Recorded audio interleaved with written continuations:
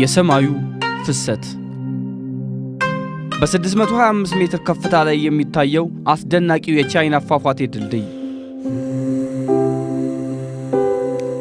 በቻይና ባለማችን እጅግ ረጅሙ የሆነውና የሁዋንጂያንግ ድልድይ ምህንድስና ከጥበብ ጋር በማዋሃድ መላውን ዓለም እያስደነቀ ይገኛል። ድልድዩ በ2025 የተመረቀ ሲሆን በተራራማው አካባቢ የነበረውን የ2 ሰዓታት ጉዞ ወደ 2 ደቂቃ ዝቅ በማድረግ የጉዞን ታሪክ ቀይሯል።